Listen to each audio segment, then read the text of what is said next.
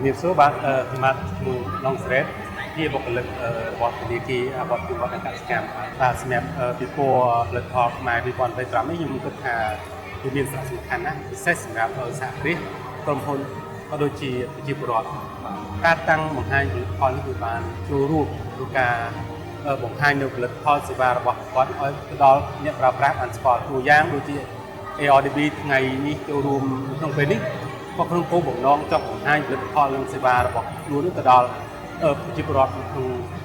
ស្រុកយើងបានដឹងដែរបាទការធ្វើពិព័រណ៍ដែលរៀបចំនេះវាមានលក្ខណៈ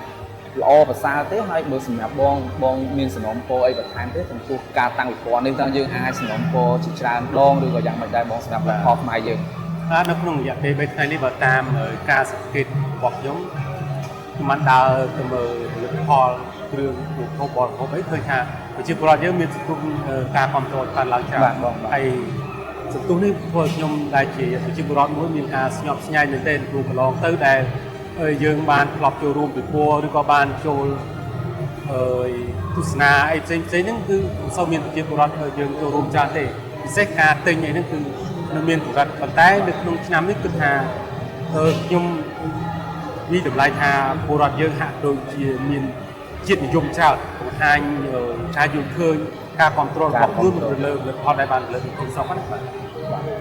ជាចុងក្រោយបងមានស្ដីថ្លែងអំណរគុណយ៉ាងណាដែរចំពោះកម្មវិធីដែលបានរៀបចំនេះហើយនឹងសំណូមពរអីបន្ថែមដែរទៀតបងជាចុងក្រោយសូមថ្លែងអំណរគុណទៅដល់អ្នករៀបចំកម្មវិធីដែលបានផ្ដល់ឱកាស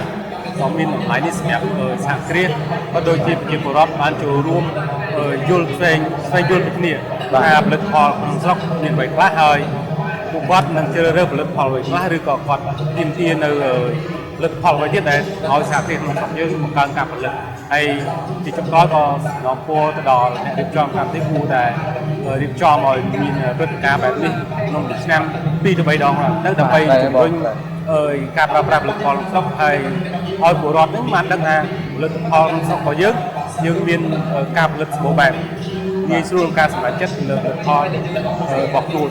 កាត់បន្ថយការប្រើប្រាស់ផលិតផលការផលិតពីកម្មវិធីរបស់យើងសូមអរគុណនិងសូមគោរព